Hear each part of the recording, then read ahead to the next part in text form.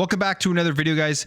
We have a ton to talk about today, so let's just jump right into this. First of all, let's continue off of the story we talked about yesterday, and that is Metal Gear Solid 3 Remake, and the news coming out that now it isn't going to be a timed exclusive or an exclusive to PlayStation. It is, in fact, going to be releasing on Xbox and PC as well, but the game hadn't been confirmed yet. We're expecting this game to be announced today at the PlayStation Showcase, and leading into that showcase, we now have confirmation here from Jez Corden of Windows Central saying that the game is real and it is coming to Xbox, PlayStation, and PC and will be revealed soon. So it says here, a short while ago, rumors began to swirl that Metal Gear Solid 3 could be getting the remake treatment.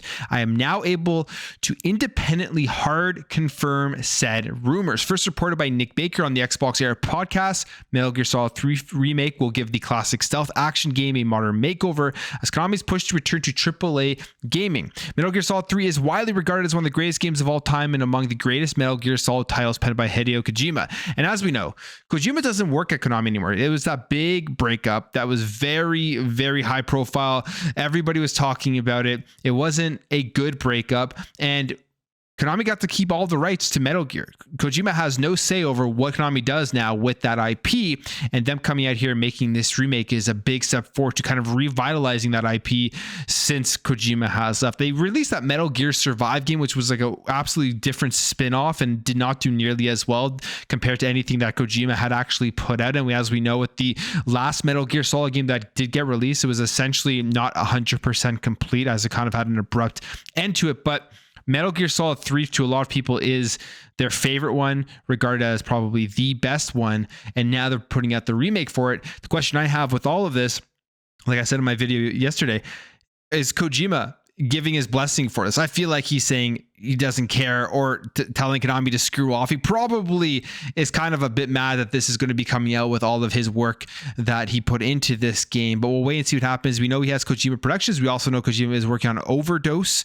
which is a new game that is going to be coming to the Xbox platform as an exclusive using the cloud gaming technology. And now we have, again, this confirmation here from Jez Corden, 100% sure that this game is going to be coming out. And the report from Insider Gaming did come out saying that it was going to be coming out. And like I said, Jez says here that he can hard confirm that that report is true. So look forward to the announcement of this game. I'm guessing it's going to happen today at the PlayStation Showcase. If not, it will be coming at a different time, but the remake is coming out. So if you're a Metal Gear fan, if you're a Metal Gear Solid 3 fan, you have this to look forward to. All right, let's jump over here and talk about this here, and it has to do with the indie game Inspector Gadget, which is going to be coming out. It is from publisher Microids, and originally it was not going to be coming out on the Xbox platform. They had put out a tweet announcing this game, and somebody had asked them if the game was going to be coming to Xbox. Microids' response was, if the demand is strong enough, we will consider the possibility of offering the title on Xbox. Now, within that Twitter thread, there was tons of demand for the game to come to Xbox, and now they have turned around and announced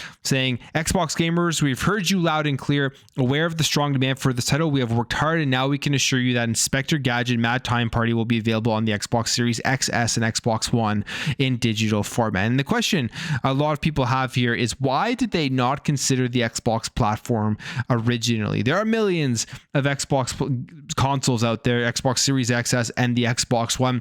Absolutely, they would be able to make money off of this game on Xbox. It's a smaller indie title. The development costs aren't nearly as high as other games out there, and you can just get extra money by putting this out on the platform. So it's a question that people are having. It's kind of a concern, I would say, for some out there, where a publisher like this would just completely forget about the Xbox platform, thinking that people wouldn't want it. This isn't like a specialized niche game that would only be liked in certain parts of the world. Clearly, people in North America and in Europe, wherever Xbox is more prominent, would be interested in playing Inspector Gadget. Luckily, they are going to bring it over, but the question you have to ask yourself, why did they overlook Xbox at first? There's no deal in place here, no exclusivity deal, because again, the game is coming out. But as a publisher these days, as a smaller publisher, does it really cost that much more to kind of port this game onto the Xbox platform when development for these games specifically are essentially the same across the board? I mean, you look at the SoCs on both the PlayStation 5 and the Xbox Series X and S, both the AMD, both very similar in specs. It can't be that hard to get these games onto all of the platforms, but they were considering not doing it, but the Xbox community spoke up and they put it on there. And hopefully this isn't a trend they start to see from these smaller developers. I mean, indies as well thrive on the Xbox platform. I mean, you look at Game Pass, you look at just some of the stuff that Xbox does to highlight the indie games with the IDs that Xbox showcases that they do. I think indies do very well on the platform itself. Maybe they were waiting for a Game Pass deal and just never came, so they were considering not even putting it on the platform. Who knows? But I guess the game now is coming over to the Xbox platform if you're interested in playing the Inspector Gadget game. And we'll talk about a couple of things going on here. Some PlayStation news, and it does relate to Xbox as well, but it's interesting, some of these stories. So first of all, Square Enix and Final Fantasy 16. We know there's been a ton of talk about this being a PlayStation exclusive. And one of the things that was coming out was they were saying it was exclusive because it needed just the PlayStation hardware to be able to run, which generally that's not true. There's nothing special about the PlayStation hardware compared to the Xbox hardware. Like I just mentioned with Inspector Gadget, they are very, very similar. The SoCs are essentially the same, with Xbox being a bit more powerful. There's nothing special there where games can't run on an Xbox and only run on the PlayStation 5. The whole SSD thing has been debunked. We even saw that with like the Ratchet and Clank, where they were claiming the SSD, and then we had some analysis coming out where saying that was completely untrue. And now we have Final Fantasy 16 here, who finally gave the real reason why this game is not on Xbox and is only on PlayStation. And basically it's because PlayStation offered a better deal than Xbox could for Final Fantasy 16. So it says here, a recent interview exposed an industry practice that few are actively aware of, and that is the costs of content acquisition. One of the most contentious issues facing Xbox as of late is its ability to attract interest from third-party publishers. The vast majority of AAA publishers and studios are actively launching games for Xbox platforms, but many independent developers have been arbitrarily skipping the platform in favor of PlayStation and the Nintendo Switch. Few examples of this have been more prolific than Square Enix, whose support of Xbox has been historically iffy.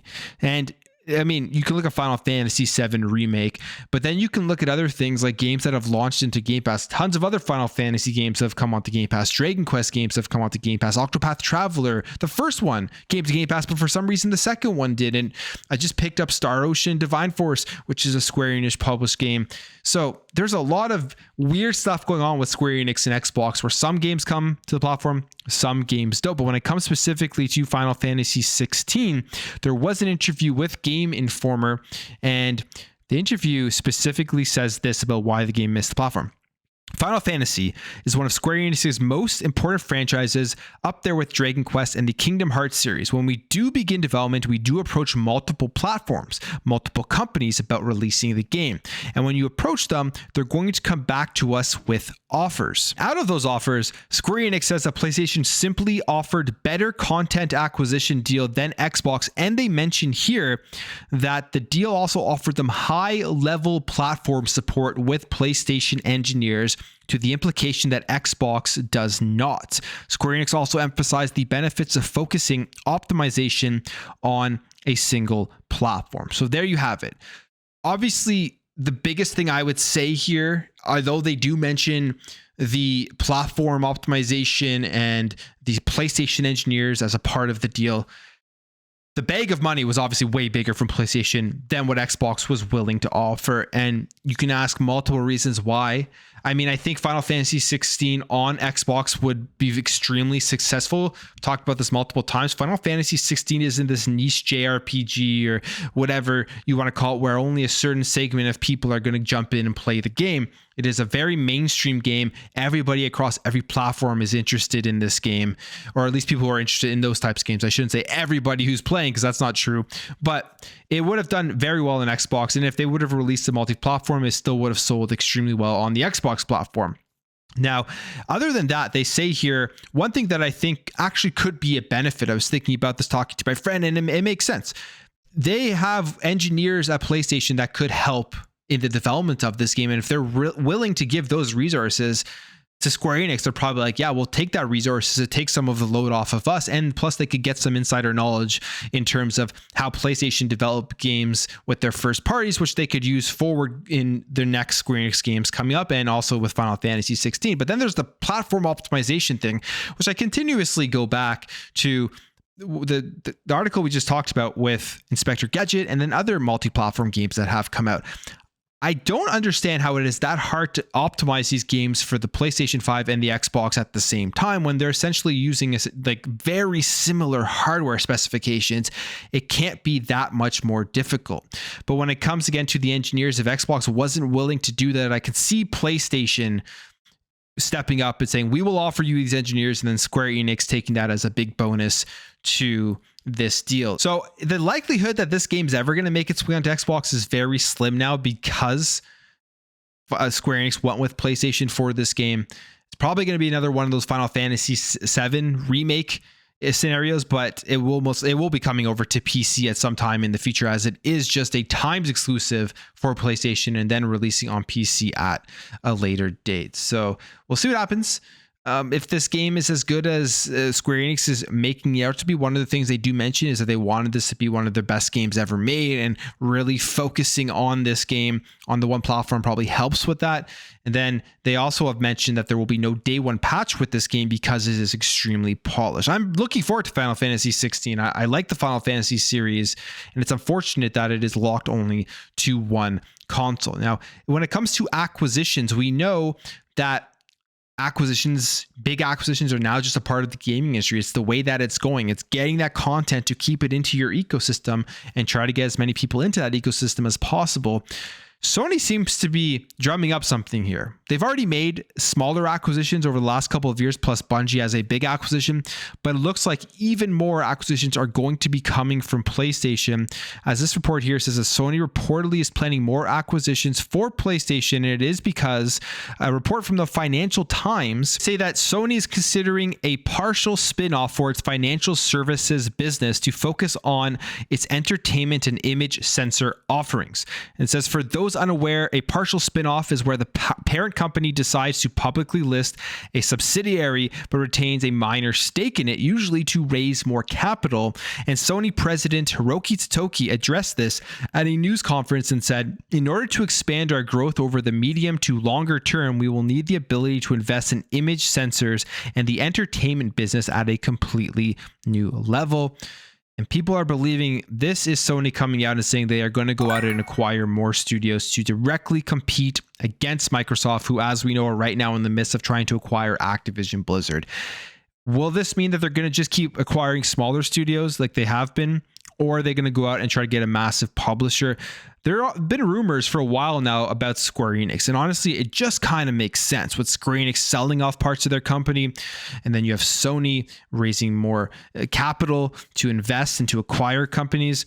It just makes sense, especially again with the relationship with the games that are huge for Square Enix that are landing as timed exclusive or exclusives on the PlayStation platform. And maybe today at the PlayStation Showcase, there will be a big announcement. And when it comes to PlayStation acquisitions, they don't always work out so great. And this is one of the reasons why acquisitions can sometimes go wrong. But specifically here, PlayStation 5 has canceled a game from a recently purchased developer, Deviation Games. And this was a studio that was creating games as a service game, I believe, and it comprised of employees from former Call of Duty developers and industry veterans. And they made this acquisition back in June of 2021, but Colin Moriarty here is reporting that the PS5 exclusive and development of Deviation Games has been canceled. So PlayStation came in here, looked at the project, and have now shut down the project essentially. Whether take that for what you will, we don't know what this was, but you're thinking Call of Duty employees or Call of Duty developers and other industry veterans. I think they were probably going to try to make something to compete with first-person shooters out there, something that PlayStation just doesn't have. And they used to have some great first-person shooters in Resistance as well as Killzone. Then they also had like third-person like SOCOM. These were all great multiplayer, can consider games as a service games in the modern day now. So I think that's probably what they're looking forward to. PlayStation was saying that they're going to make 12 games as a service games by 2026, but they've gone ahead and canceled this. And I wonder what that means. Are they pulling back on that claim about the games as a service? Do they have another idea that they think they'll still be able to get developed by 2026? Who knows? But it is a studio that PlayStation acquired, and then after acquiring it, have canceled a PlayStation 5 project. But I will leave the video there, guys. If you enjoyed this video, hit that thumbs up. If you're new here, hit that subscribe, and I'll catch you guys in the next video.